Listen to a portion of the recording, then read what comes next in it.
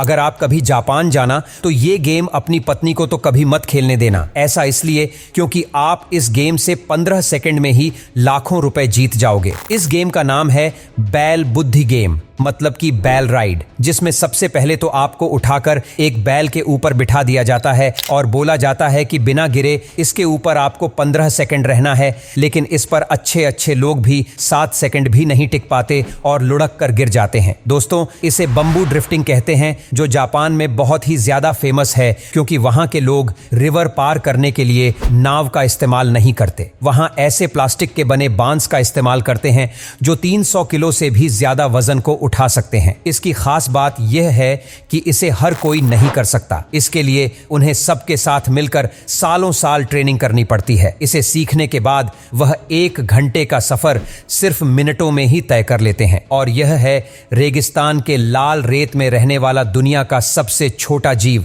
और इसका नाम है कोमोडो ड्रैगन, जो कि दिखने में तो बहुत खतरनाक लगते हैं, पर कमाल की बात तो यह है कि यह किसी को भी नुकसान नहीं पहुंचाते। देखो, जापान में बनाई गई इस मशीन को लोग देखकर आंखों पर विश्वास नहीं कर पाते, क्योंकि यह मशीन बिना लाइट की चलती है। और इसकी खास बात यह है कि यह गंदे से गंदे पानी को एकदम साफ और पीने लायक बना देती है। दोस्तों, चीन के जू में रहने वाले टाइगर को खाना खिलाने के लिए इतना कमाल का प्रोसेसिंग बनाया गया है, क्योंकि कांच के ऊपर लगे टूल बॉक्स को खोलकर खाने को लूप में फंसाकर होल में डालकर लूप को हाथ से धक्का देकर टाइगर के मुंह तक पहुंचाया जाता है। और दोस्तों, लालच में ऐसी गलती कभी मत करना। इस आदमी के इंस्टा आईडी पर फॉलोअर्स कम थे, तो इसने माथे के ऊपर अपने आईडी का QR कोड बनवा लिया, जिससे लोग इसे स्कैन करके इसकी आईडी को फॉलो करते हैं। इस डॉगी का काम बड़ा ही यूनिक है। ये डॉगी हर रोज ऐसे रेलिंग पर चलता रहता है और इस डॉगी का काम रेलिंग पर आते हुए बड़े बड़े बैग और सूटकेस को सूंघ कर चेक करना होता है। पर यह काम